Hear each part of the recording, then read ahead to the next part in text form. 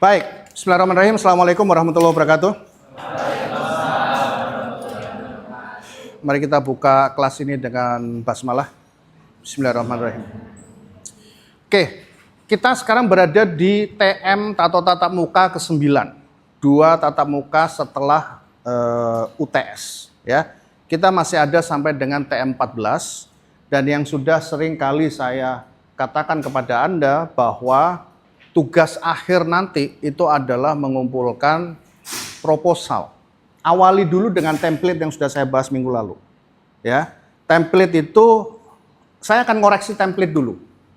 Ya, kenapa? Karena saya ingin melihat besarannya yang ingin Anda mau usulkan.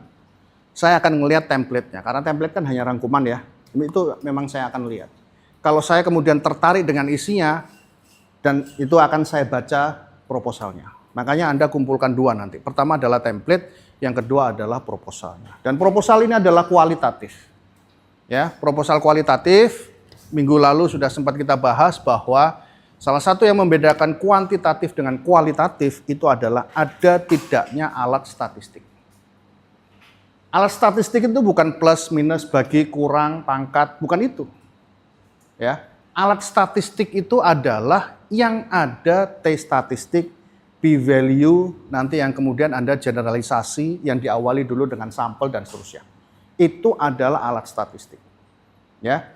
Kalau Anda menggunakan itu adalah untuk ngetes teori. Kuantitatif itu ada suatu teori yang Anda tes.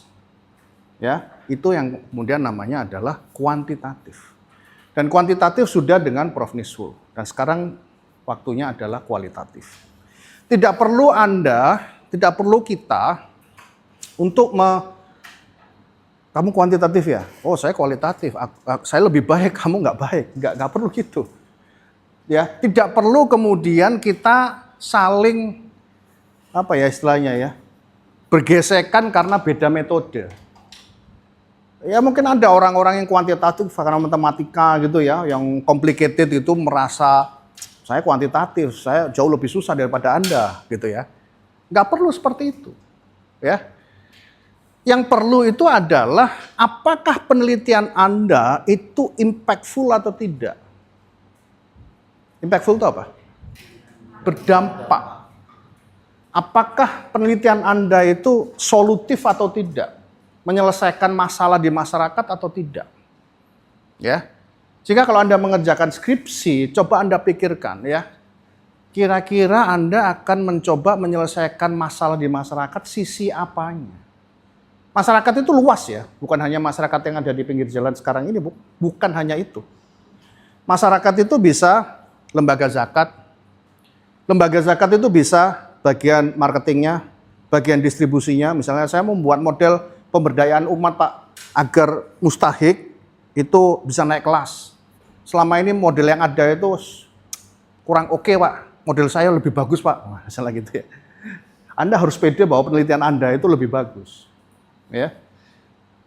Itu berarti Anda membuat suatu model yang kemudian bisa memberikan kontribusi kepada masyarakat, model alternatif. Ya. Sebelum saya mulai ini, saya mau coba untuk menjelaskan ya, yaitu perihal masalah susunan.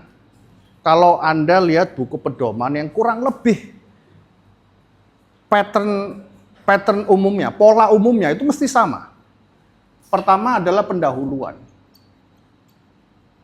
Jadi kalau chapter dalam skripsi atau penelitian yang secara umum lah ya, skripsi atau tesis ya, atau disertasi atau jurnal misalnya gitu ya. Walaupun ada perbedaan, tapi secara umum poin-poinnya adalah pertama pendahuluan, yang kedua adalah kok latar belakang. Apa biasanya? Apa? Habis pendahuluan apa? Yang keras? Literatur review. Ya. Yang ketiga, ya, data metode. Ini biasanya data metode atau riset metodologi atau dan seterusnya ya. Terus kemudian pembahasan atau biasanya ditulis dengan result ya, and analysis. And analisis. Kemudian 5, simpulan. Simpulan dan saran. Ya. Ada kesimpulan dan saran, ada kesimpulan dan rekomendasi, ada yang kemudian membedakan, ya, kesimpulan kemudian 6-nya rekomendasi. Nah, itu nggak apa-apa. Maksudnya setiap ini akan beda-beda, tapi secara umum akan begini, ya. Pola ini itu pola yang memang standar. Ya, standar. Kadang-kadang ini kemudian dicabangkan dua, literatur review itu kemudian dicabangkan dua, antara pertama teori dan kemudian yang kedua adalah penelitian terkini. Ya, kadang-kadang juga digabung. Ya. Jadi hal-hal semacam itu tidak perlu Anda khawatirkan. Ya. Yang penting Anda mengerti posisi pertama ini. Dan ini sudah rangkaian yang Anda nggak bisa, ini sudah merupakan urutan. Masa iya Anda ngerjakan langsung, Pak, saya ini dulu Pak ya. Ini dulu, baru ini. Nggak mungkin. Ini sudah urutan. Ya. Pendahuluan itu akan bercerita tentang latar belakang. Ya, latar belakang adanya masalah. Ya, sehingga pendahuluan itu ceritanya bukan langsung masalah, tetapi latar belakang dulu, kemudian terciptanya suatu masalah itu Anda jelaskan. Biasanya di paragraf-paragraf akhir di sini baru kemudian masalah itu akan Anda jelaskan. Ya. Terus kemudian di sini literatur review itu lebih kepada masalah yang Anda tulis, ya, itu sudah pernah disinggung orang sebelumnya apa belum? Udah pernah disinggung orang sebelumnya apa belum? Saya kelupaan satu. Ya, kelupaan satu. Jauh sebelum ini itu adalah judul. Ya, judul. Dalam menentukan judul itu bisa judul atau tema ya, tema. Judul itu bisa direvisi nggak Pak? Bisa. Asal temanya masih dalam satu tema. Tidak kemudian saya Islamic Banking Pak, nanti saya kerjakan Islamic Banking, tiba-tiba judulnya saya ganti zakat aja Pak. Nggak mungkin. Itu beda jauh itu. Ya, beda jauh. Jadi kalau misalnya Anda sudah menentukan judul, cari judul itu yang merefleksikan hal-hal yang kekinian. Ya. Cari judul yang merefleksikan hal-hal yang kekinian. Jangan merefleksikan hal-hal yang outdated. Outdated itu apa? Masa lampau. Contohnya apa, Pak? Anda tahu SDGs? Singkatannya apa? Nah, saya mau nanya sekarang. SDGs itu mulainya kapan? Mulainya kapan? 2000? 2015. Mulainya. Berakhirnya?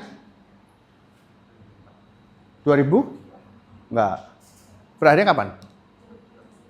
2030. Sebelum SDGs namanya apa?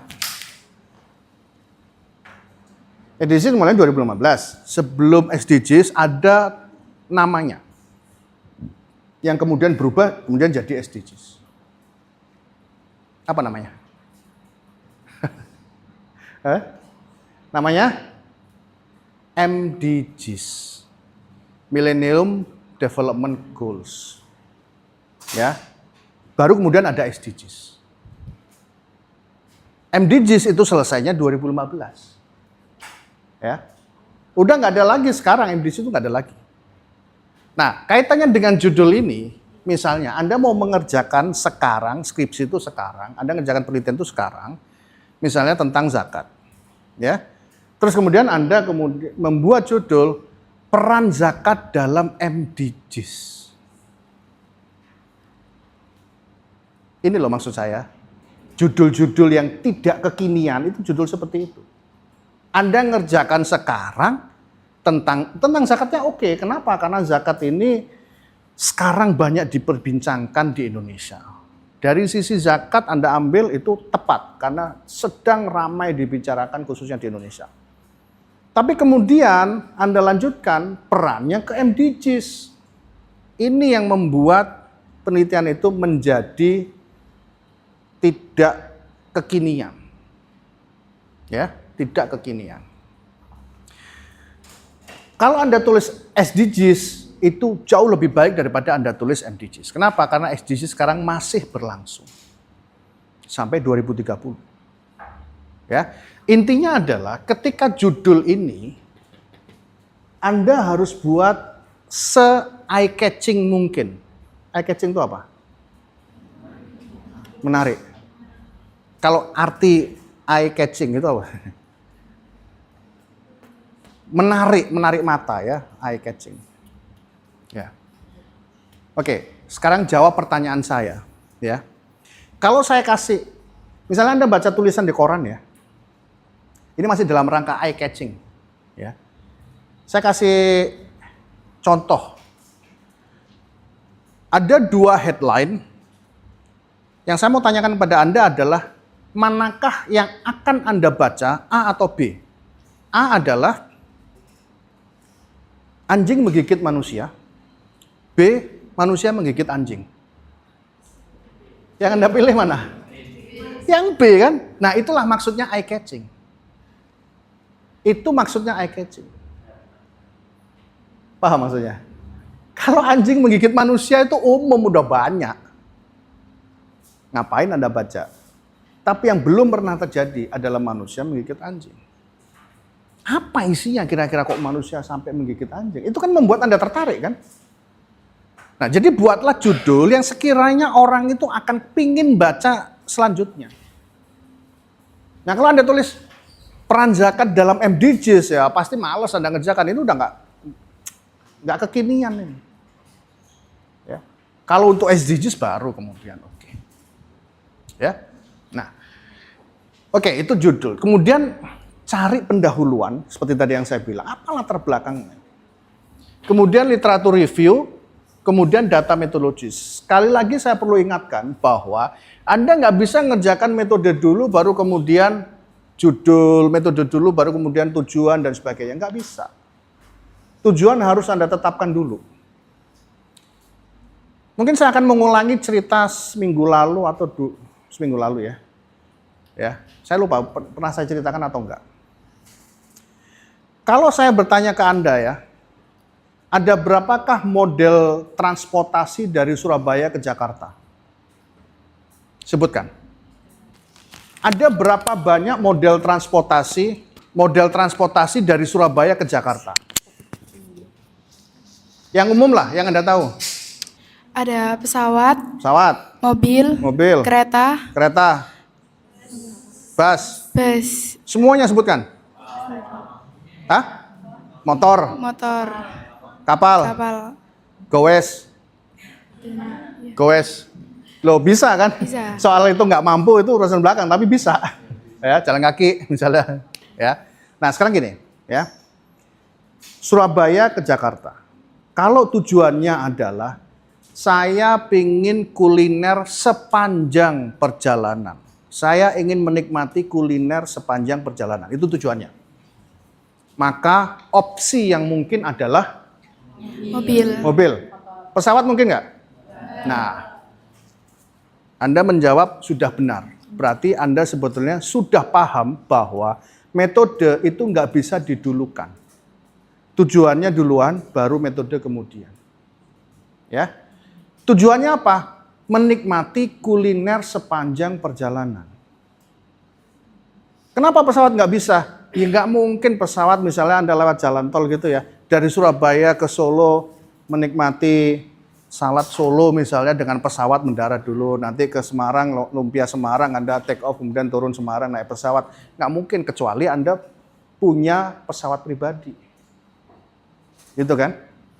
Sekarang kalau misalnya kereta api, mungkin nggak? Nggak mungkin juga. Kenapa? Berhenti di stasiun itu paling 2-3 menit. Anda nggak mungkin keluar beli kemudian masuk lagi. Pasti terlambat. Yang mungkin adalah mobil pribadi. Jadi ketika tujuannya adalah menikmati kuliner, maka Anda harus menyesuaikan metodenya apa. yaitu metodenya pakai mobil pribadi. Ya. Kereta api, bis, pesawat itu dicoret semua. Nggak cocok. Karena tujuannya nggak akan tercapai. Nggak bisa. Kalau misalnya tujuannya adalah dari Surabaya Jakarta, tujuannya adalah oke, sekarang 1:30, jam 2:15 atau 1 jam lagi saya harus menandatangani kontrak di Jakarta.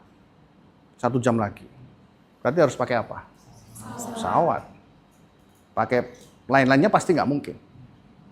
Nah, kan tadi saya bilang, pesawat, kereta api, bis, dan lain sebagainya, itu metode. Metode itu menyesuaikan. Tujuannya apa dulu? Kalau mau tanda tangan sejam lagi, ya nggak mungkin Anda pakai tadi itu kereta api, bis, dan lain sebagainya.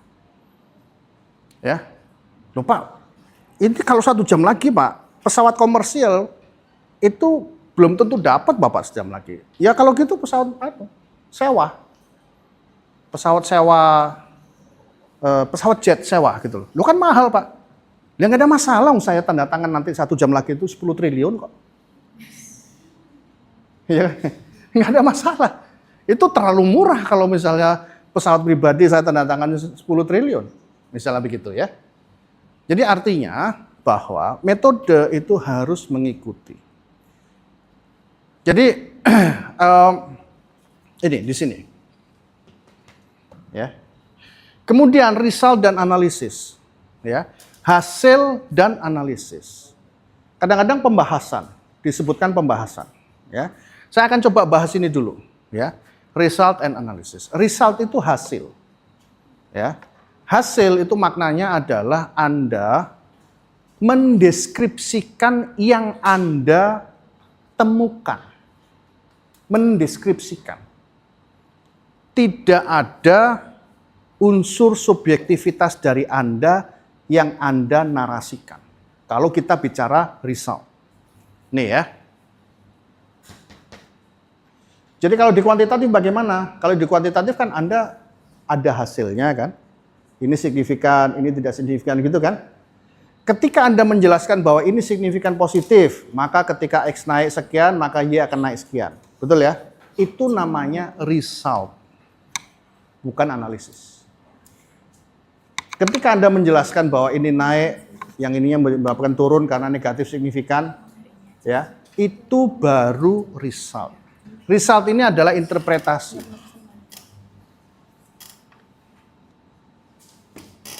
Anda menginterpretasikan hasil. Sama aja seperti ini ya. Kalau misalnya saya ada di ruangan saya, terus kemudian Abida saya minta tolong lihatkan ruangan kelas kita. Kira-kira sudah siap atau belum? Ya. Oke, kemudian Abida lihat. Sini ruangannya, ini monitor, ini dan sebagainya gitu. Terus kemudian lapor ke saya. Pak, saya udah ke sana, saya lihat ada ada PC, ada papan tulis, ada AC, ada ini, ada ini, ada ini. Nah, itu kan menarasikan apa yang dilihat. Nah, itu interpretasi. Ya. Kalau analisis itu bagaimana? Analisis itu subjektif dari peneliti atas why ini. Misalnya tadi, positif signifikan, ya. Kalau ini naik, X-nya naik, maka Y-nya juga naik. Why? Itu baru analisis. Kalau Anda mengatakan ini positif signifikan, berarti ketika income itu naik, maka konsumsi akan naik. Itu baru result atau baru interpretasi. Ya, Anda harus bisa menjelaskan analisis. Analisis itu why, kenapa? Nah itulah kemudian subjektivitas dari peneliti yang logis itu baru dianalisis dalam ranah analisis. Contoh kalau tadi saya minta Abida tadi ngecek ruangan, yang kemudian dia balik ke saya, Pak ada lampu, ada AC, ada itu kan baru analisis, baru result. Lalu bagian analisisnya bagaimana? Abida mengatakan, Pak, lampunya memang benar Pak, ada 10 Pak. Tapi posisinya Pak, lampu yang ada di plafon ini itu agak maju semua. Sehingga kalau mahasiswa yang ada di belakang, kayaknya nggak cukup dapat cahaya Pak, sehingga pasti dia akan kesulitan baca papan di depan. Nah, misalnya gitu. Itu kan subjektivitas dari dia. Nah, itu baru analisis. Jadi ada subjektivitas dari peneliti ya, yang logis, yang kemudian nanti akan arahnya ke rekomendasi. Ya. Kayaknya Pak, perlu tambahan lampu Pak, karena nggak terang. Ya. Kalau kemudian lampunya ada Pak, tapi kayaknya kurang terang Pak. Untuk mahasiswa-mahasiswa tertentu kurang terang. AC ada Pak, tapi kayaknya kurang dingin Pak. Untuk mahasiswa tertentu ada baiknya mungkin, apalagi sekarang panas Pak, mungkin perlu ganti AC Pak. Karena AC sekarang nggak kuat dibandingkan dengan panas yang ada di luar. Misalnya seperti itu. Jadi ada unsur subjektivitas dari peneliti. Ya. Gitu.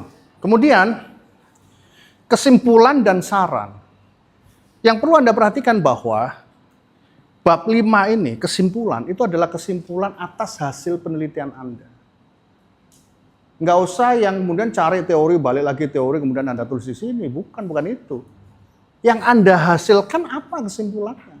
Kemudian sarannya apa? Ya. Oke, saya akan menjelaskan motivation of study, tapi saya akan stop dulu sampai di sini. Ada pertanyaan? Dari yang saya jelaskan ini. Ada satu hal ya. Satu hal yang kadang terlewat oleh mahasiswa. Yang penting tapi terlewat. Yaitu motivation of study.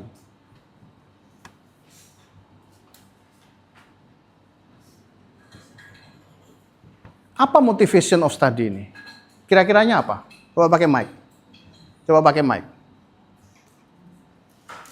Siapa yang mau berani jawab? Apa kira-kira motivation of study? Nggak usah takut salah jawab.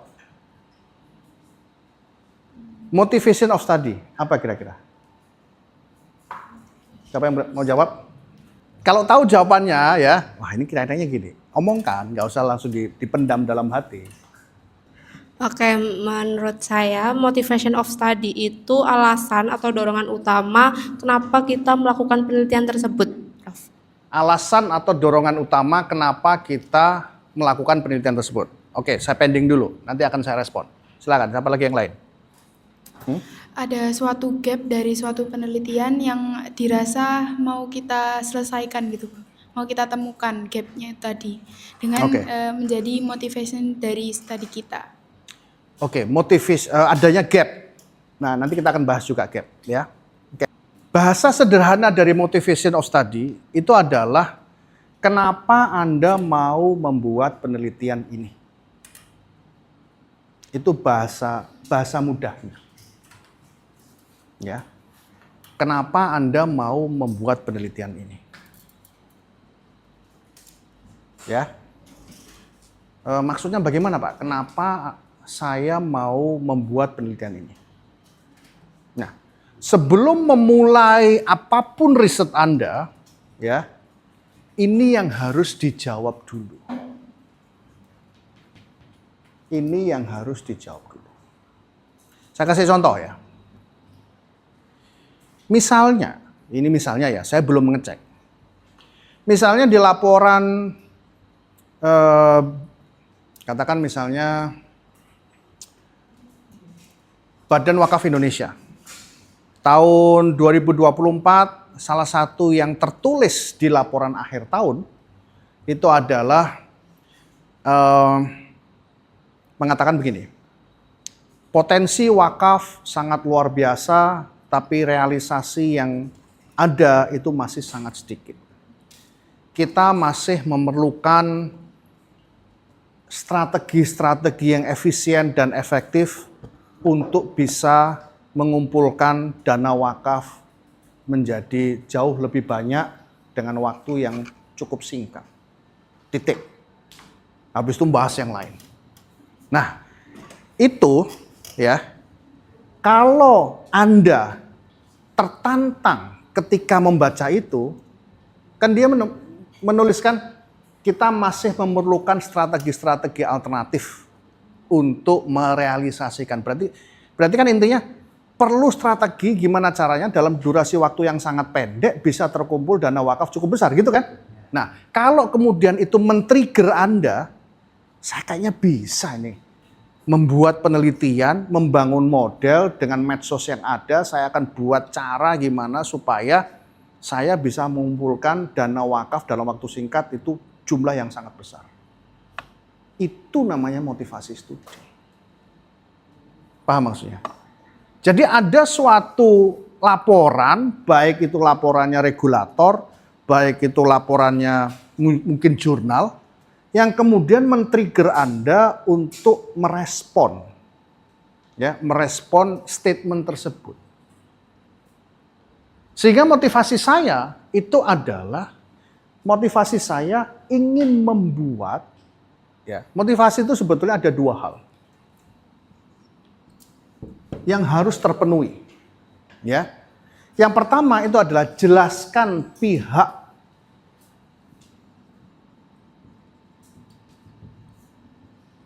yang mendapatkan, ini bisa Anda tulis ya, mendapatkan benefit atau keuntungan.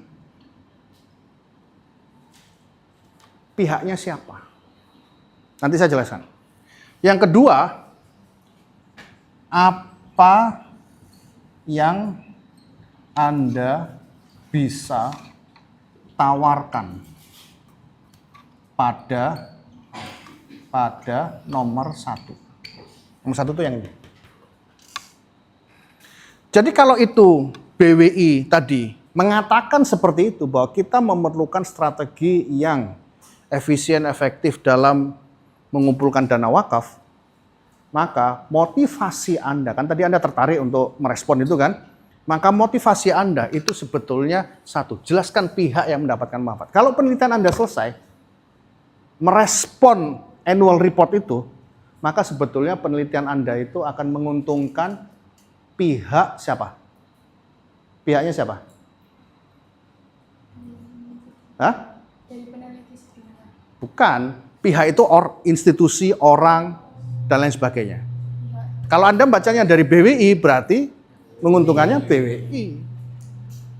Jadi yang nanti Anda katakan bahwa motivasi saya menulis penelitian ini adalah karena ungkapan, ya, ungkapan yang tertulis di laporan akhir tahun BWI tahun 2024 yang mengatakan perlu strategi. Jadi motivasi saya adalah untuk BWI. Hasil penelitian saya itu nanti akan memberikan manfaat pada BWI. Kenapa? Karena isi dari penelitian saya adalah strategi-strategi yang bisa saya tawarkan kepada BWI untuk diadopsi. Paham maksudnya? Jadi jelas, yang pertama pihaknya siapa? Jelaskan BWI, OJK, Basnas, atau Anda mau lebih spesifik lagi, BWI yang bagian marketing, Pak. Lembaga Nazir yang bagian apa? Treasury, Pak, bagian ngatur dana, Pak. Itu, jelaskan pihaknya siapa. Yang nomor dua, apa yang Anda bisa berikan kepada nomor satu? Bentuknya apa? Oh, saya akan bisa, ini penelitian saya ini akan menghasilkan beberapa strategi alternatif, Pak, yang mungkin bisa diadopsi oleh BWI. Nah, dua ini berarti apa yang Anda bisa. Kalau satu ini pihaknya. Kalau dua ini adalah apa yang Anda bisa berikan. Ya, oke, silakan, ada pertanyaan. Sepi-sepi aja ini. Hah? Ya, bentar, pakai mic lah. Ya. Oke, terima kasih Prof. Izin bertanya sebelumnya Prof. Ya. Ini mungkin sebelum semakin dalam ya pembahasannya Prof. Saya rasa pertanyaan ini cukup membuat saya saya sempat sih Prof ada di posisi pertanyaan ini gitu. Yang dimana pertanyaan ini saya merasa banyak mahasiswa memilih topik riset hanya karena adanya datanya itu umum dan mudah dicari gitu Prof. Oke. Nah, karena datanya umum dan mudah dicari ini, itu tuh timbul bias gitu, Prof. Timbul Yang dimana seharusnya kita mahasiswa itu dituntut untuk berinovasi. Namun justru skripsi atau metodologi penelitian ini hanya sebatas formalitas belaka untuk menyelesaikan pendidikannya saja. Ya. Nah, Terima kasih. bahkan sampai sempat terpikir nih Prof, apa sih skripsi saya juga nggak bakal merubah dunia gitu. Mentok-mentok sampai di repository UNER atau perpus UNER aja gitu. Ya. Nah, atas pemikiran tersebut menurut Prof Radit sendiri nih Prof, apakah penelitian yang memiliki motivasi seperti itu masih bisa disebut sebagai penelitian yang ilmiah dan juga terpercaya, atau justru menimbulkan bahwasannya ada identifikasi masalah yang sangat dangkal dari peneliti tersebut Prof, atau bagaimana menurut Ya. Prof Radit? Ini Seperti menarik. itu. Ya, menarik. Jadi mulainya dari data ya. Datanya ini Pak, saya pikirkan aja apa topiknya yang cocok dengan data yang ada. Nah, sebetulnya kalau pertanyaan Anda adalah apakah skripsinya misalnya ya, apakah skripsinya akan jadi? Jawabannya pasti jadi. Kalau hanya pertanyaan apakah jadi, itu pasti jadi. Ya. Yang perlu Anda pikirkan adalah tidak hanya sekedar jadi, ya. Apakah kemudian skripsi Anda itu buy-in atau tidak? Minggu lalu saya jelaskan, buy-in itu apa? Apa maksudnya? Buy-in itu apa?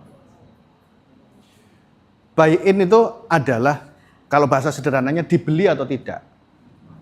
Ya, saya coba jelaskan, nanti saya akan kembali lagi pada Anda. Sorry, nama Anda siapa Mas? Nama saya Labib Prof. Labib ya, oke. Begini, ini ada beberapa hal yang saya harus jelaskan ya. Pertama,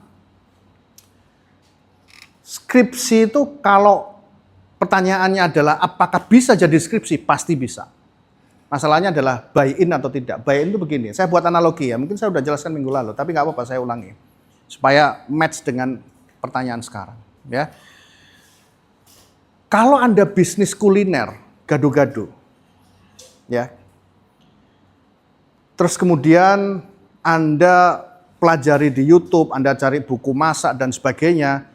Terus kemudian Anda pergi ke pasar, cari tauge, cari wortel, cari timun dan sebagainya. Wah, adanya ini itu maksudnya pada saat Anda beli, kualitas tauge, kualitas ini, itu bukan the best-nya. Ya. Mas aku pokoknya jadi deh gado-gadonya atau pecelnya. Akhirnya Anda beli. Terus kemudian Anda bawa ke dapur restoran, terus kemudian Anda racik-racik, akhirnya jadi apa tidak? Nah, tadi kan skripsi itu jadi apa tidak? Pasti jadi. Gado-gadonya jadi apa tidak? Pasti jadi. Masalahnya adalah ada yang beli atau enggak.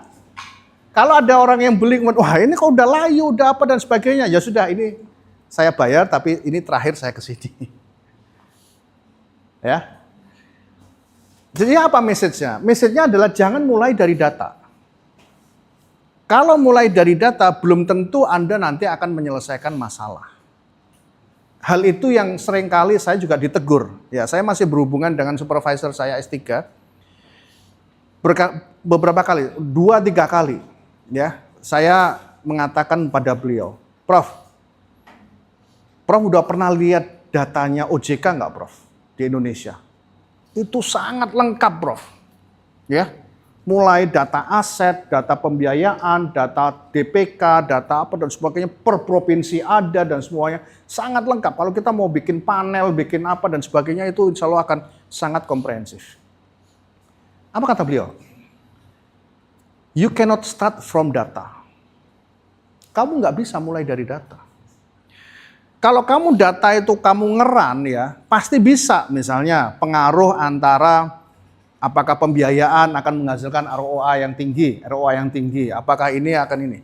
Penelitiannya jadi, tapi masalahnya adalah ada yang mau baca apa enggak. Buy-in apa enggak. Pasti jadi, cuman ada yang tertarik apa enggak. Sehingga harus mulainya dari mana? Mulainya adalah dari isunya dulu tentang perbankan itu apa, baru kemudian cari datanya. Sehingga kalau kita mulai dari isu dulu, maka udah jelas isunya ini, saya berusaha untuk memberikan kontribusi terhadap isu tersebut. Paham maksudnya ya? Nah, itu satu hal. Itu satu hal ya. Saya akan bicara hal yang kedua, yang sedikit nuansanya agak berbeda dengan hal yang pertama. Hal yang pertama tadi udah jelas ya. Mungkin ketika Anda mendengarkan yang penjelasan saya tadi, Anda mungkin akan merasa, waduh Pak, kan sulit sekali Pak mencari seperti itu Pak, mencari isunya, mencari apa. Rasanya kalau saya masih S1 terlalu berat Pak untuk mencapai hal tersebut. Ada nggak Anda punya perasaan seperti itu? Ya.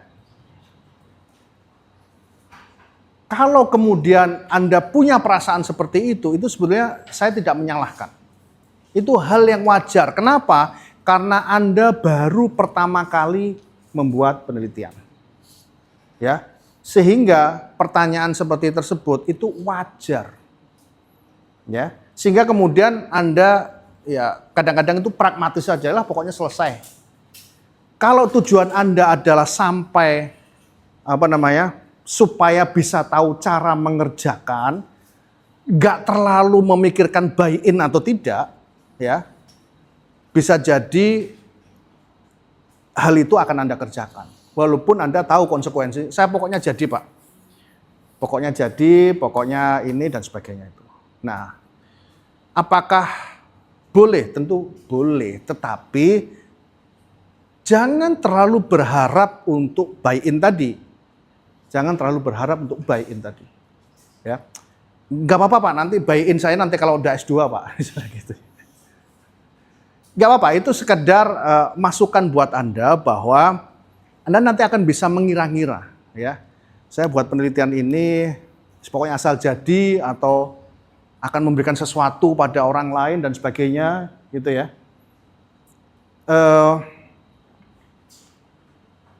Ada satu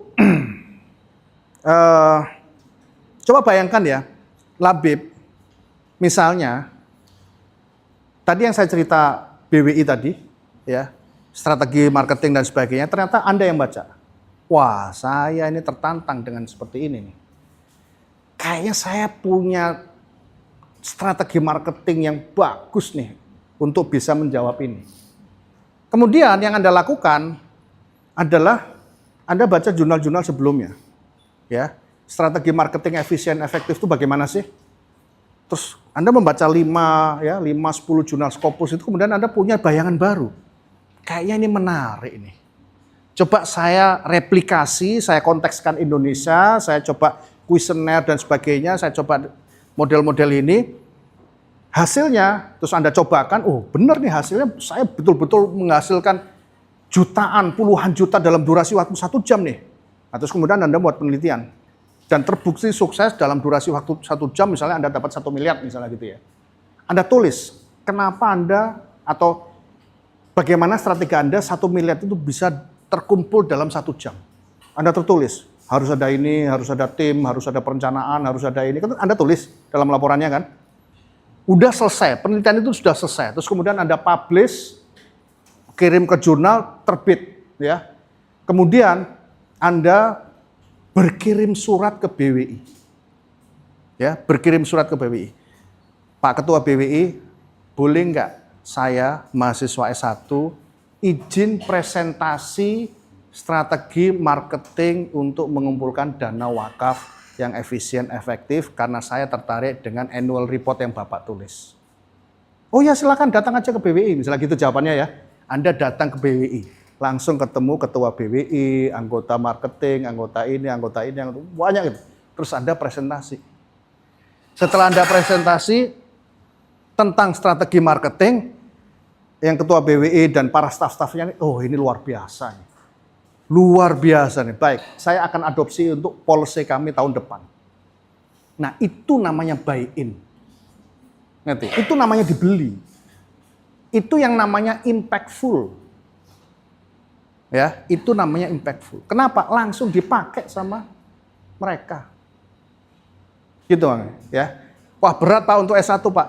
Nggak apa-apa, saya hanya sekedar untuk memberikan informasi pada Anda bahwa yang namanya buy-in itu seperti ini. Yang namanya impactful itu seperti ini. Ya.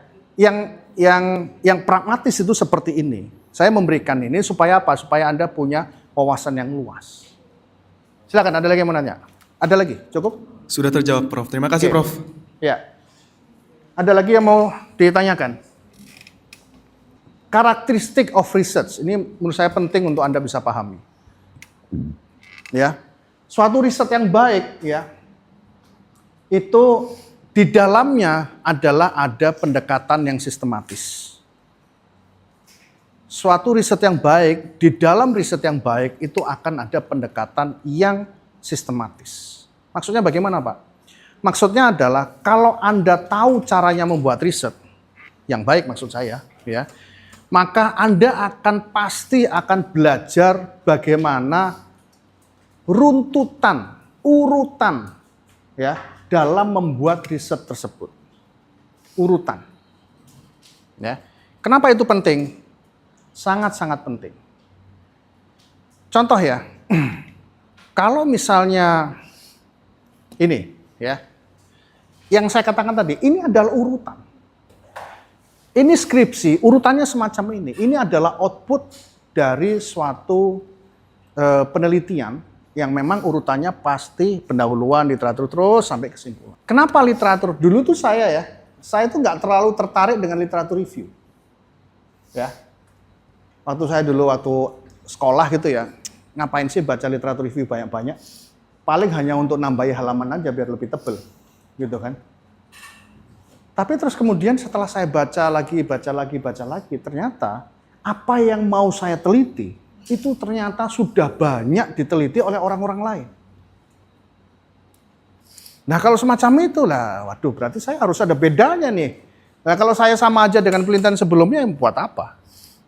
Nah ternyata itu, jadi gunanya itu adalah agar literatur review, yang tadi saya bilang, literatur review itu adalah untuk merespon atau untuk supaya Anda melihat apakah isu tersebut pernah dibahas oleh orang lain. Dan orang lain itu membahasnya sisi apa, solusinya bagaimana. Kalau solusi itu tidak memuaskan, berarti ada gap di situ yang harusnya gap tersebut men-trigger Anda untuk membuat penelitian baru dengan model baru. Paham maksudnya?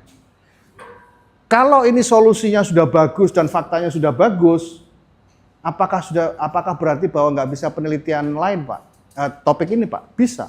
Anda lihat, kalau Anda baca literatur, model pemberdayaan misalnya begitu ya, model naik kelas dari mustahik menuju tidak mustahik lagi, belum jadi muzaki tapi sudah tidak menjadi mustahik lagi, ya.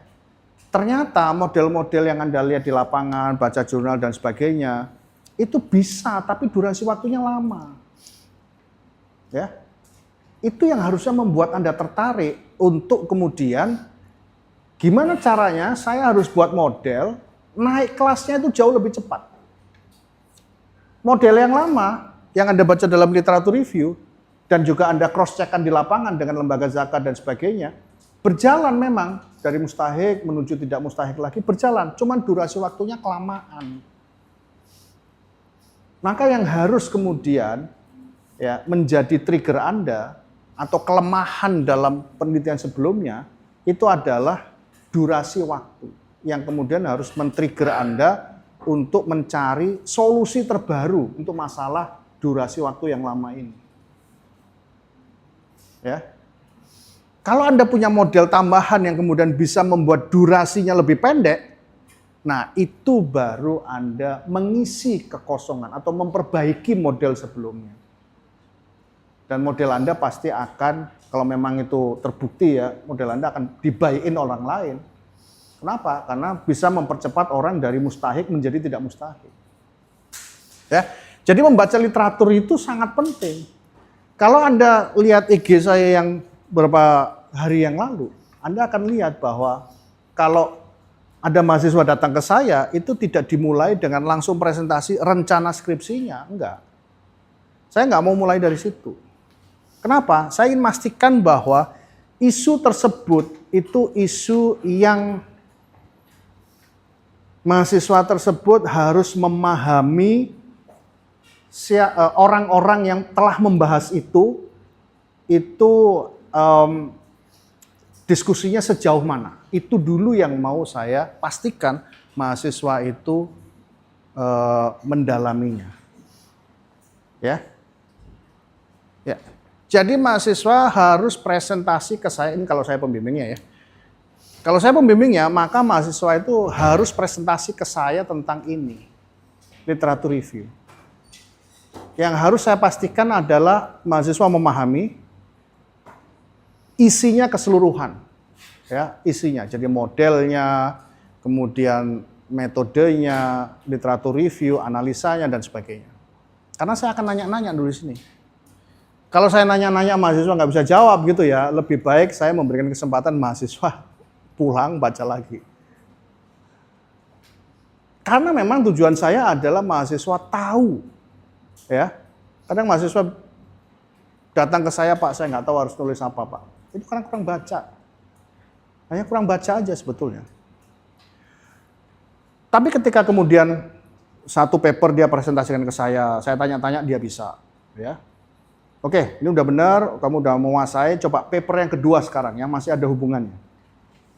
Yang masih ada hubungannya, terus kemudian dia presentasi ke saya. Kalau saya tanya-tanyain ada yang nggak bisa jawab dan saya masih nggak puas gitu, coba kamu ulang, baca lagi yang kedua. Datang lagi ke saya. Kalau dia udah paham, oke, sekarang paper yang ketiga, paper yang keempat, sampai mungkin kira-kira 5 paper. 5 paper Scopus. Ya. Ketika sudah 5 paper, itu mahasiswa biasanya datang lagi ke saya, Pak, saya masih bingung, Pak, tapi bingungnya beda.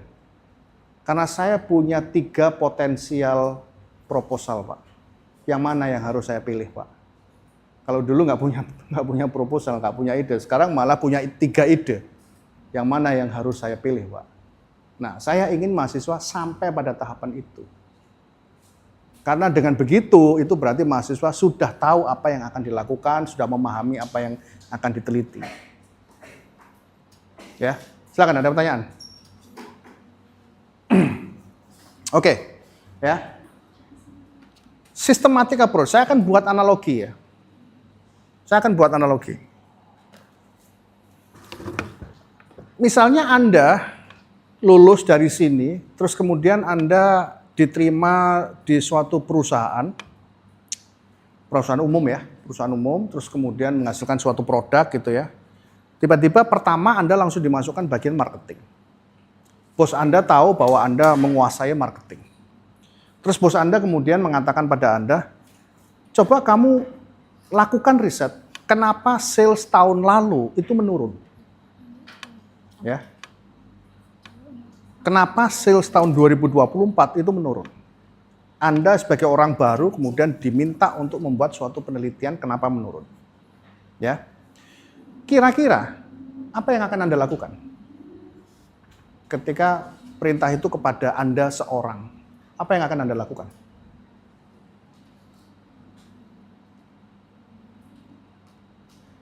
Bebas, jawaban bebas. Nanti kita akan bahas. Ayo. Pakai mic ya. Ayo, siapa yang mau? Ya, Rizky.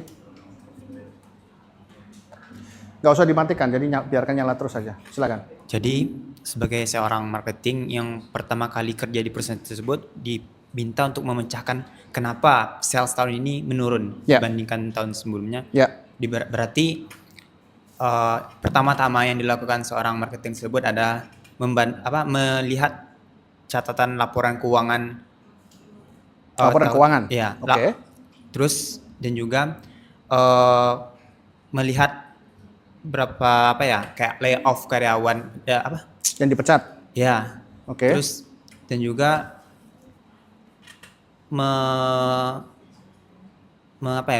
cross check lagi lebih lanjut terkait masalah-masalah yang menyebabkan sales tahun ini menurun gitu. Atau ada hal yang mungkin dikurangi dari tahun tersebut banyak ditingkatkan, kemudian tahun ini kayak dikurangi gitu. Oke. Lanjutannya apa? Setelah Anda kemudian, oh ya ini kan pertanyaan saya kan tadi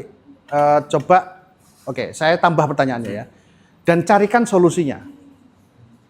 Tadi kan coba cari penyebabnya, ya cari penyebabnya kenapa sales kita turun. Kemudian saya tambah cari solusinya. Nah, kira-kira apa yang Anda lakukan? Oh, karena apa ya? eh, Sales itu berkaitan dengan apa ya? Marketing ya. Ya. Jadi kan masalahnya kenapa salesnya menurun? Berarti Ya. yang kita cari tahu kalau yang pertama yang akan saya lakukan adalah melihat berapa sih dana yang digelontorkan untuk marketing. Ya. Sehingga ketika misalkan ternyata ditemukan ternyata tahun kemarin dana untuk marketing tersebut memang besar dan kemudian tahun ini menurun, berarti bisa dipastikan bahwa penurunan penjualan tahun ini karena memang dana untuk marketing tersebut memang diturunkan gitu Pak. Oke. Nah, itu kan berarti hanya menjawab kenapa sales kita turun. Tapi atas pertanyaan carikan solusi maksudnya supaya tidak turun lagi. Nah, apakah cukup hanya mengetahui penyebabnya? Untuk solusinya yang pertama pasti mengembalikan kembali dana yang seharusnya sales misalkan 10 juta ya kita kasih lagi 10 juta atau bahkan mungkin ditingkatkan lebih baik lagi gitu Pak. Ya, oke, makasih Rizky.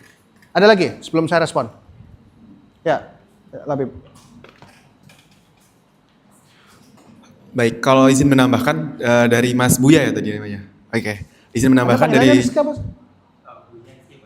Buya. Oh, oke. Ya. Izin menambahkan Prof. Mungkin kalau misalnya dari Mas Buya tadi memang benar salah satu hal yang paling pertama untuk menentukan bagaimana tahun lalu itu kenapa sih sales kita turun? Mungkin yang pertama adalah evaluasi baik internal maupun eksternal ya. Lalu yang kedua, solusi apa yang bakal saya berikan ketika saya menjadi tim marketing dari suatu perusahaan atau produk tersebut. Yang pasti yang pertama adalah setelah mengetahui evaluasi tersebut ada kesalahannya di A, B, C, maka kita juga akan mencari solusi di A, B, C. Nah, kalau saya melihat pertama adalah segmentasi pasar, Prof. Mungkin segmentasi pasar dari produk tersebut terlalu besar, maka itu solusi yang saya tawarkan adalah mari kita mengecilkan segmentasi pasar kita lebih mengkerucut, yang dimana itu akan lebih mengoptimalkan penjualan pada tahun ini. Lalu yang kedua adalah tentang pendanaan. Mungkin jika memang evaluasinya adalah kita pengen iklan di reklame gede, reklame besar, tapi ternyata pendanaannya kurang nih, nggak cukup, maka tahun ini kita perbaiki dengan cara menambah anggaran yang ada. Seperti itu kurang lebih. Makasih Labib. Ada lagi? Oke ya. Sekarang saya akan coba respon. Saya apresiasi terhadap yang sudah jawab tadi ya. Jadi gini. Pertanyaannya dari bos Anda kepada Anda adalah coba cari penyebab salesnya turun. Maka mau tidak mau yang pertama Anda harus lakukan adalah kuncinya mengumpulkan semua informasi. Sebelum Anda melakukan sesuatu. Ngumpulkan dulu. Dilihat laporan keuangannya, biaya marketingnya berapa. Itu salah satu. Ya. Salah satu informasi yang sangat Anda butuhkan. Mungkin tidak hanya tahun lalu saja, tapi bandingkan dengan tahun-tahun sebelumnya. Jangan-jangan memang turun gitu ya, trennya turun dan sebagainya. Dicari penyebabnya apa, ditelusuri lagi. Siapa yang membuat kebijakan penurunan marketing promotion expenses ini? Siapa? Kalau perlu Anda wawancarai. Pak, kenapa Bapak dulu menurunkan? Gara-gara Bapak misalnya gitu. Ya, jadi didalami lagi. Terus kemudian mungkin tidak hanya itu. Anda mungkin harus cari juga siapa manajer marketing tahun lalu. Ya kan? Kebijakan marketingnya apa? Dana turun iya, tapi kebijakan marketingnya apakah ada perubahan, apakah sama saja ataukah apa? Ataukah mungkin timnya solid apa enggak? Tim di bawahnya manajer tadi, solid apa enggak? Ataukah mungkin karena keadaan ekonomi yang kemudian demand-nya berkurang karena COVID dan sebagainya? Berarti ekonomi harus cek. Kemudian wawancara manajer, kemudian lihat history record sales-nya dari berapa tahun yang lalu sampai dengan sekarang. Itu semua kan dalam rangka mencari informasi kan. Itulah yang saya sebut literatur review kalau di riset. Paham maksudnya? Jadi riset itu ada literatur review. Ketika Anda belajar riset dan Anda harus membaca literatur review, pada dasarnya Anda punya modal bahwa kalau kehidupan sehari-hari hal itu Anda temui, Anda udah tahu apa yang Anda lakukan. Yaitu mengumpulkan informasi. Ini systematic approach. Pasti mengumpulkan informasi dulu, belum membuat keputusan. Berpikir runut. Ya, urutannya. Setelah informasi kemudian Anda kumpulkan semua, baru kemudian membuat analisa. Setelah membuat analisa, baru nanti akan ketahuan sebetulnya core problemnya itu apa, terus kemudian Anda bagaimana supaya itu tidak terjadi lagi, Anda membuat model baru. Nah begitu. Jadi intinya adalah ketika Anda belajar riset metodologi, itu jangan dianggap hanya bermanfaat untuk ngerjakan skripsi saja. Tapi ini bisa Anda gunakan untuk kehidupan sehari-hari. Untuk kehidupan dalam keluarga bisa nggak? Bisa. Keluarga kan pasti dalam beberapa hal ada masalah. Nah kalau ada masalah, dengan Anda belajar riset metodologi seperti ini, maka pola pikirnya Anda sudah akan terstruktur bagaimana nanti akan menyelesaikan masalah tersebut. Kalau ada masalah ini, apakah ini masalah yang kulitnya, apakah core-nya? Kalau ini core-nya, maka pertanyaannya adalah siapa yang menjadi penyebab aktornya sehingga core masalah ini kemudian timbul? Orangnya siapa? Pernahkah saudara kita, Pak D, Bu D, Om, Tante, dan semuanya atau tetangga kita mengalami hal yang sama? Ayo kita tanyain bagaimana mereka menghadapi situasi seperti itu dan menyelesaikannya bagaimana. Itu mengumpulkan informasi dan itu ada di sini. Ya. Terus kemudian Anda cari alternatif solusi baru dengan metode apa? Anda berada di sini. Jadi intinya riset metodologi seperti ini itu sangat penting ya untuk kemudian Anda bisa melakukan penyelesaian dari masalah-masalah yang setiap hari Anda temukan. Ya. Yang kedua adalah objectivity. Objectivity itu ada tujuannya. Ya. More or less, objectivity itu mirip seperti motivasi of study, walaupun agak sedikit beda. Tujuan Anda penelitian itu adalah untuk memberikan alternatif kepada BWI tentang strategi marketing untuk pengumpulan dana wakaf. Itu tujuannya. Ya. Sehingga objektif itu harus ada dulu di awal. Anda membuat penelitian itu tujuannya apa? Untuk BWI, Pak. Tujuan saya itu membuat alternatif strategi marketing. Apa yang mendasari kamu kepingin membuat alternatif strategi marketing? Laporannya BWI, Pak. BWI mengatakan masih butuh ini dan saya tertarik untuk itu. Nah, ketika kemudian ya, setiap Anda membuat riset, Anda awali dengan trigger-trigger tadi ya, dari suatu laporan yang kredibel. Kalau tadi saya sebutkan laporan tahunannya BWI itu kredibel. Kenapa? Karena BWI adalah regulator wakaf. Anda baca laporannya Amil Zakat, Basnas misalnya, itu kredibel karena zakat adalah Basnas adalah regulatornya zakat di Indonesia. Ya, OJK misalnya, laporan akhir tahun OJK, Anda pelajari ada sesuatu yang menarik di situ, kemudian Anda berusaha untuk merespon, itu juga bagus, motivasi Anda bagus. Kenapa? Anda membacanya dari laporan yang kredibel. Kredibel itu apa sih Pak? Ya seperti laporan pemerintah dan sebagainya itu kredibel. Yang tidak kredibel itu bagaimana? Kalau Anda membacanya dari blogspotnya seseorang yang nggak jelas seperti itu kan masih dipertanyakan tulisannya. Tapi kalau udah pemerintah yang mengatakan, itu berarti sudah kredibel. Gitu ya. Oke, ada lagi yang mau ditanyakan? Relevansi itu adalah isu-isu sekarang. Biasanya kalau Anda mengawalinya dengan trigger tadi yang kredibel, maka biasanya relevansi akan masuk. Akan sudah masuk. Kenapa? Anda membaca tahun 2024. Kan masih relatif sekarang. Relevansi itu kan kekiniannya, level kekiniannya itu loh, seperti apa? Relevan nggak untuk sekarang ini? Ya. Minggu lalu kan saya jelaskan Anda tentang pager ya. Jelaskan nggak? Nah, pager, alat telekomunikasi pager itu ya, kalau Anda melakukan penelitian sekarang tentang pager, itu yang namanya nggak relevan. Buat apa Anda melakukan penelitian pager di tahun ini? Pager itu alat instrumen yang ada tahun 1995, 1990. Kalau Anda melakukan penelitian tahun itu relevan. Tapi kalau Anda melakukannya tahun ini, itu nggak relevan. Tahun ini ya berarti sekarang, misalnya sekarang isunya apa sih? AI misalnya. Anda meneliti tentang AI, itu relevan.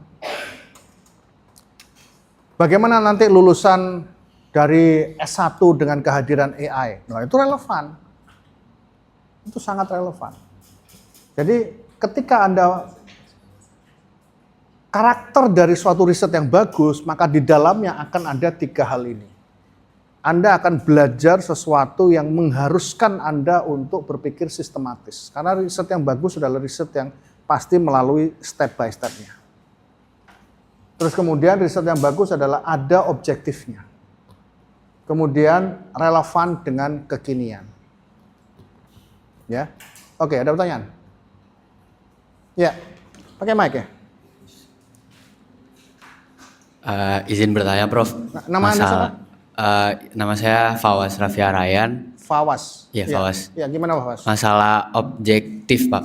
Objektivity, Prof, iya. Kalau kan kata Prof tadi, kalau misalnya peneliti harus objektif. Nah, tapi terkadang kalau misalnya kita lagi peneliti sesuatu, itu tuh kita punya pikiran sendiri tentang apa yang kita teliti gitu, Prof. Nah, Ya. itu solusinya gimana, Prof? Biar kita sebagai peneliti bisa terus objektif di penelitian kita, karena kalau misalnya masalah isu-isu sosial terkadang itu penulis punya pandangannya sendiri. Ya, gitu. ya.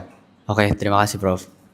Terima kasih Fawas ya. Jadi ada dua hal ya. Saya mau jelaskan dulu tentang objektif dan objectivity ya. Objektif itu tujuan penelitian. Saya ingin membuat alternatif marketing strategi, itu tujuan penelitian.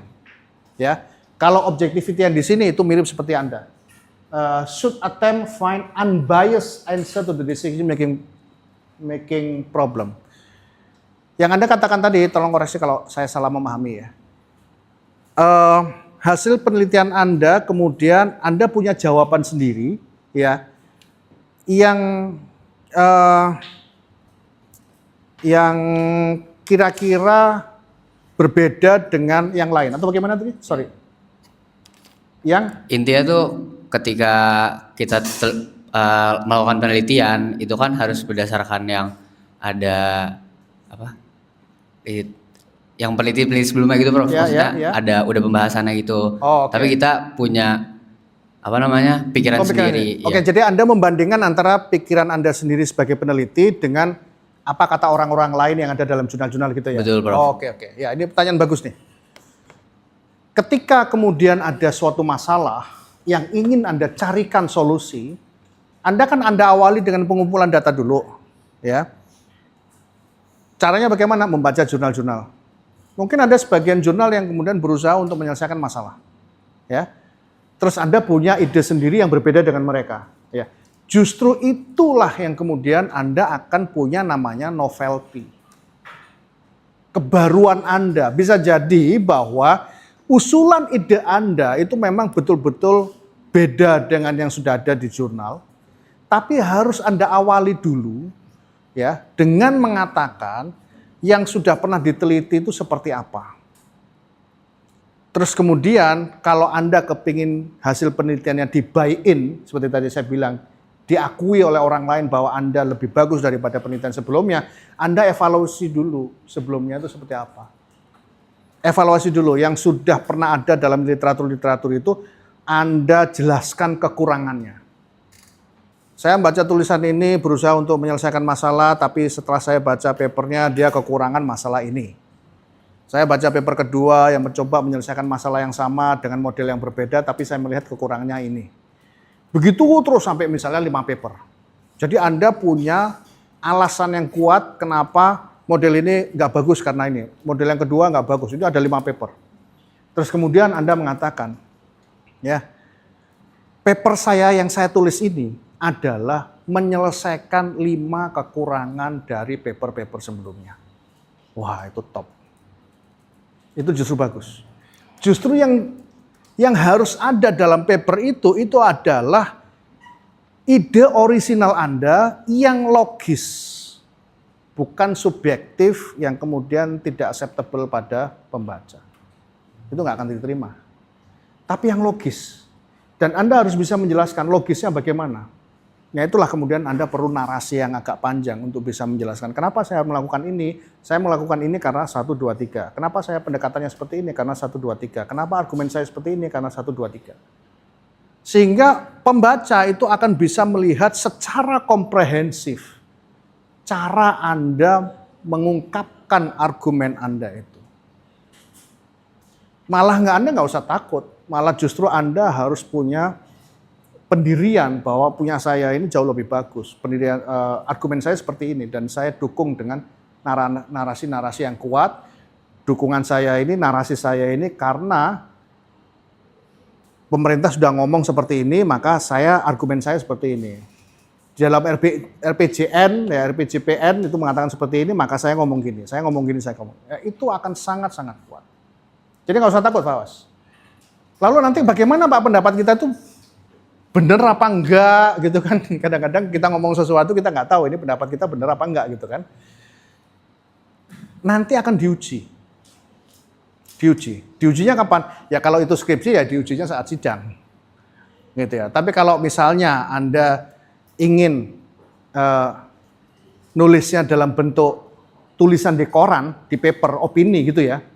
Diujinya bagaimana? Itu kan Anda terbitkan, misalnya di Koran Republika terbit gitu ya. Diujinya di mana? Adakah orang yang merespon tulisan Anda? Orang yang kedua nanti, tidak tahu siapapun ya, pembaca. Nanti misalnya pembaca ini mengatakan, tulisan saya ini merespon tulisannya Fawas di Republika tanggal sekian, yang terbit tanggal sekian. Beliau mengatakan bahwa untuk menyelesaikan masalah ini harus gini-gini. Saya sangat mendukung penuh apa yang ditulis Fawas ini, saya tambahkan argumen bahwa begini. Nah itu berarti orang keduanya itu betul-betul mendukung Anda. Mendukung tulisan Anda. Tapi kalau kemudian ada orang lain yang tulisan berikutnya ya, kemudian saya tidak setuju tulisannya Fawas itu ya, karena tulisan Fawas ini ada sesuatu yang kurang. Ya, ada sesuatu yang kurang, yang elemen yang kemudian harus ditambahkan, yang itu tidak dibahas oleh pendapatnya si Fawas. Ya. Dia menjelaskan elemen itu begini. Nah, kalau itu kemudian juga terbit gitu ya, itu harus Anda baca. Anda harus baca, terus kemudian kalau memang pendapatnya dia itu Anda akui bahwa dia benar, oh iya saya kelewatan dan sebagainya, Anda balik lagi nulis. Anda balik lagi menulis dengan mengapresiasi dia. Tulisan ini merespon, ya tulisan yang ditulis oleh orang ini atas respon saya tulisan pertama.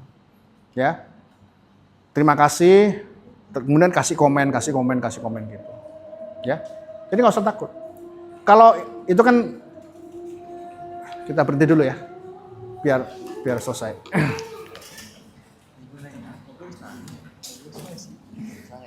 Berhasil dengan baik atau tidak?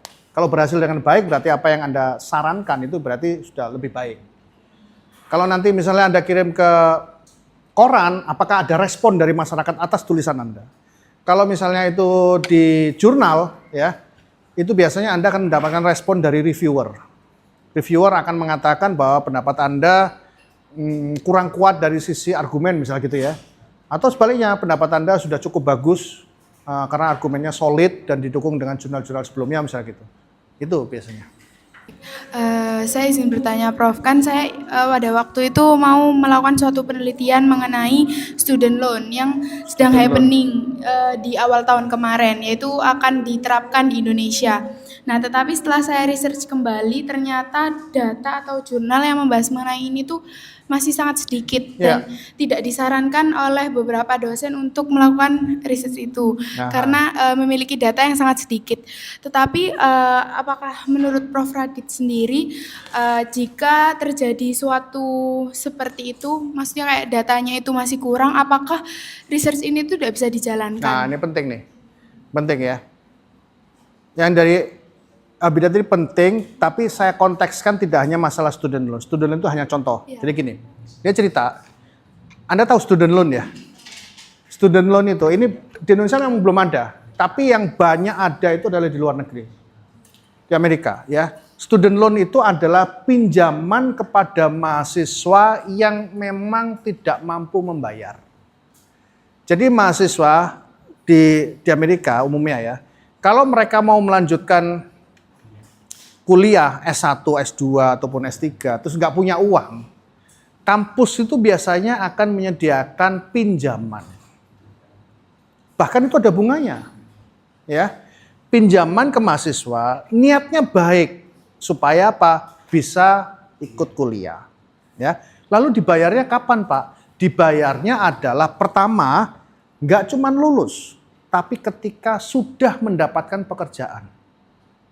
Ya. Ketika sudah ada pekerjaan itu baru kemudian mulai ngangsur. Ya. Nah, pertanyaannya, loh kenapa kok nggak cari yang lembaga charity dan sebagainya gitu. Kadang dikasih, tapi kalau untuk sampai 4 tahun itu kadang biasanya enggak. Dikasih sekali udah selesai, karena berarti nggak cukup. Nah yang possible itu adalah student loan. Tapi student loan itu fakta yang sekarang terjadi banyak yang ngemplang. Banyak yang ngemplang yang di Amerika itu kan mereka udah kerja tapi terus kemudian nggak mau ngangsur gitu loh, nggak mau ngangsur. Nah sekarang kembali ke pertanyaan Anda. Pak, saya mau meneliti tentang student loan. Ketika saya diskusi dengan dosen, saya cari datanya nggak banyak, bahkan cenderung nggak ada. Apakah berarti bahwa penelitian tentang student loan itu nggak bisa saya kerjakan? Nah, lihat tujuannya dulu. Kalau tujuan penelitian itu adalah mengevaluasi performa student loan di Indonesia, evaluasi performa student loan di Indonesia, berarti data yang harus Anda dapatkan kan data numerik ya. Pengalaman berapa tahun yang lalu sudah terjadi berapa pinjaman dan sebagainya. Kalau itu nggak ada, maka judul seperti itu memang tidak bisa Anda kerjakan. Kalau judulnya itu mengevaluasi kinerja. Tapi kalau tujuan penelitiannya adalah mengusulkan agar student loan itu bisa menjadi alternatif pembiayaan bagi mahasiswa. Nah, judul Anda itu mengusulkan, usulan ide. Nah, nanti bagaimana metodenya? Metodenya adalah Anda wawancara sama Pak Rektor mungkin, Anda wawancara sama mahasiswanya terkait dengan mau nggak dia membalikan nanti kalau udah mau kerja, kalau udah kerja. Anda mungkin wawancarai sama siapa lembaga yang mau ngasih. Anda wawancara sama mungkin Kementerian Pendidikan. Kementerian Pendidikan akan mengendorse, nggak menyetujui nggak adanya student loan. Dan sebagainya Anda wawancara. Jadi kalau tujuannya itu masih bisa. Tapi sekarang pertanyaannya adalah, kalau Anda relevansinya, kira-kira Anda mau jawab apa? Ini harus ada dulu untuk kemudian tadi di-buy-in apa enggak. Berarti kalau bicara tentang relevansinya, Anda harus mengungkapkan apa? Menceritakan apa? Ya hal yang mendasar sehingga membuat penelitian itu jadi penting untuk diteliti. Anda harus menceritakan apa sebelumnya? Jadi relevansi yang muncul kan misalkan di Indonesia ini banyak potensi-potensi calon yang akan menjadi mahasiswa, namun mereka terkendala biaya. Oleh karena itu muncul solusi diantaranya alternatifnya itu student loan. Nah, dengan student loan tersebut bisa menjadi jalan lah untuk para calon-calon mahasiswa tersebut untuk berkuliah dari kalangan baik itu yang tidak mampu maupun menengah. Itu benar, betul. Tapi saya perlu tambahan. Jadi nggak salah, cuman tambahan lagi bahwa itu kan dalam latar belakang Anda jelaskan kan. Dalam latar belakang juga singgung sedikit tentang apa sih usaha-usaha pemerintah untuk mahasiswa yang orang yang mau kuliah di mahasiswa tapi nggak mampu. Anda singgung sedikit. Jadi selama ini yang sudah dilakukan pemerintah adalah memberikan bidik misi. Nah, tetapi bidik misi ini adalah apa-apa. Nah, jumlahnya terbatas. Dibandingkan dengan semua yang mau kuliah S1, bidik misi tidak cukup. Misalnya begitu, ya. Oleh karena itu kita perlu pikirkan strategi lain selain bidik misi. Salah satu yang sudah pernah terjadi di luar negeri adalah student loan. Apakah student loan itu kemudian bisa diterima, acceptable di Indonesia? Penelitian ini akan menjawab. Keren nggak? Itu namanya di buy-in. Ya.